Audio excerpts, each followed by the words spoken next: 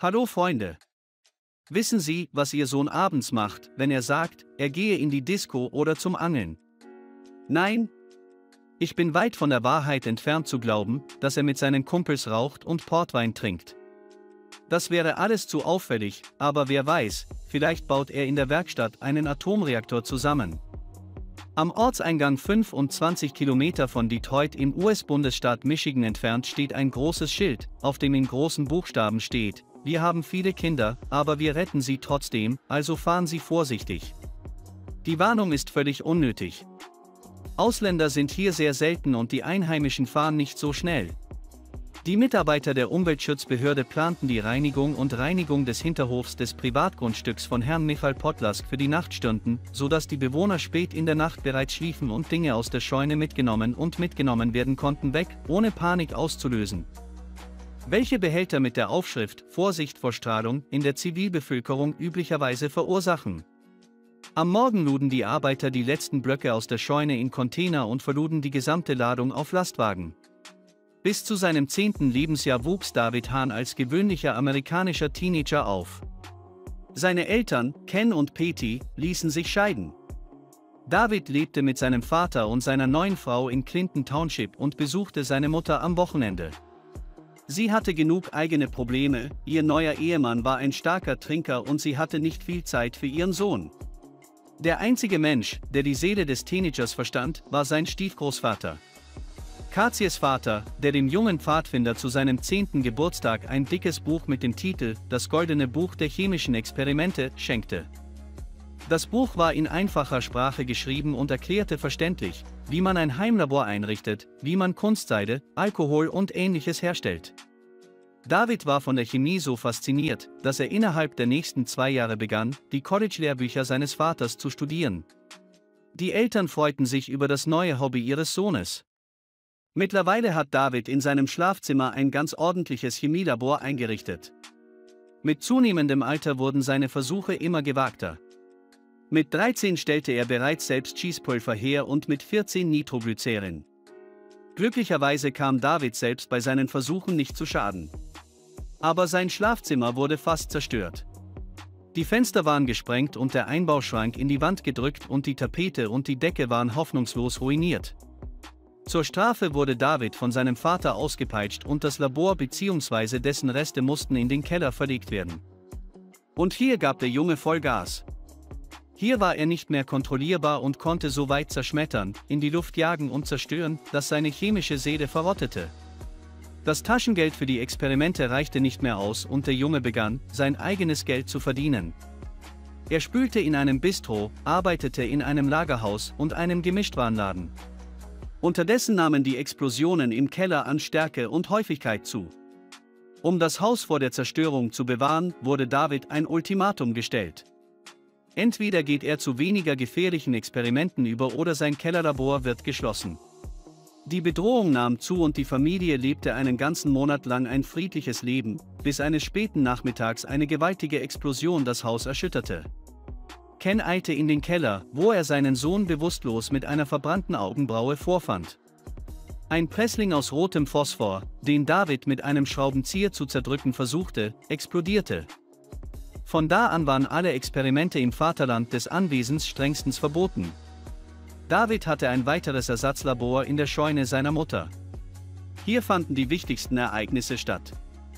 Davids Vater behauptet, dass die Pfadfinderarbeit und der Ehrgeiz seines Sohnes daran schuld seien. Um jeden Preis wollte er sich das höchste Ehrenabzeichen des Eagle Scout verdienen. Gemäß den Regeln musste er 21 Verdienstabzeichen erwerben, davon 11 für obligatorische Fähigkeiten und 10 für Leistungen in einem vom Pfadfinder selbst gewählten Bereich. Am 10.05.1991 überreichte der 14-jährige David seinem Pfadfinderführer die Arbeit, die er geschrieben hatte, um ein besonderes Verdienstabzeichen für Atomenergie zu erhalten. Bei der Vorbereitung bat David Westinghouse Electric und das amerikanische Nuklearunternehmen Edison Electric Institute sowie Unternehmen, die sich mit der Verwaltung von Kernkraftwerken befassen, um Hilfe. Überall stieß er auf aufrichtiges Verständnis und Unterstützung. Die Broschüre enthielt ein Atomreaktormodell aus einer Aluminiumbierdose, einen Kleiderbügel, Küchenstreichhölzer und 3 Müllsäcke. All dies war zu wenig für den jungen und begabten Pfadfinder mit einem starken Interesse an Nuklearfragen. Deshalb beschloss der 15-jährige David, den nächsten Schritt zu wagen, nämlich den Bau eines echten Kernreaktors. Er baute 2 Jahre lang in der Scheune seiner Mutter einen Kernspaltungsreaktor. Wie hat dieser Teenager gelernt, so etwas zu bauen? Und woher hatte er das nötige Material? Es war alles sehr einfach.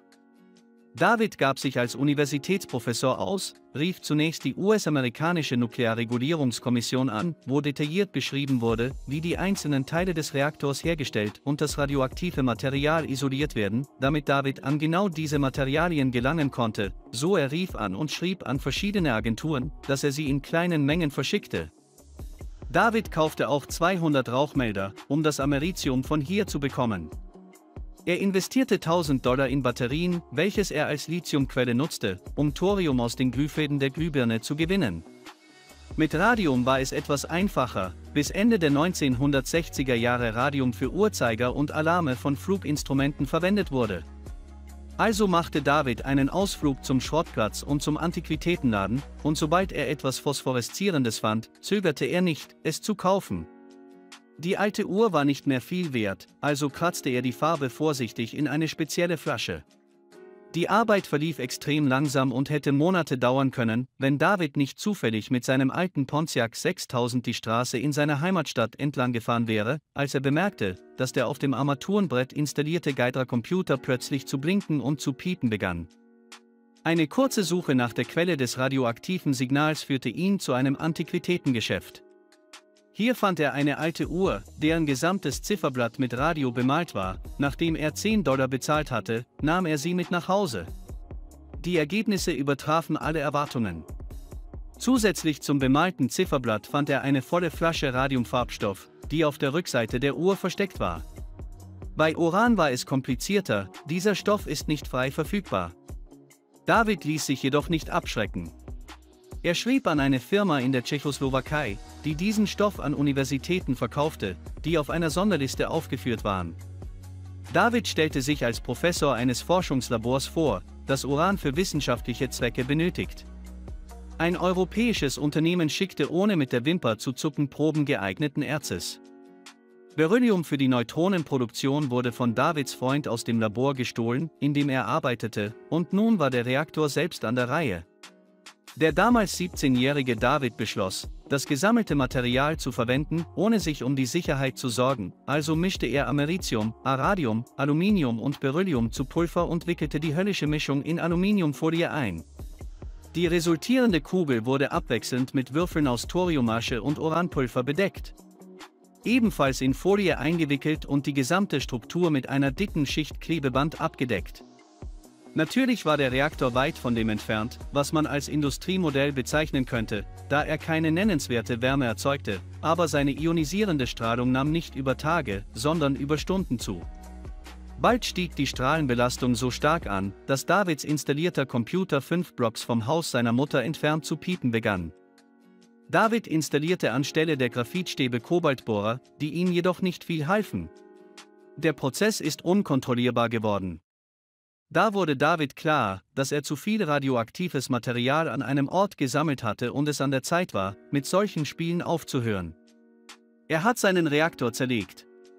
Die einzelnen Materialien bewahrte er in einem Werkzeugkasten auf, er ließ Radium und Americium im Keller und beschloss, das gesamte Hilfsmaterial in seinem Pontiac in den Wald zu bringen.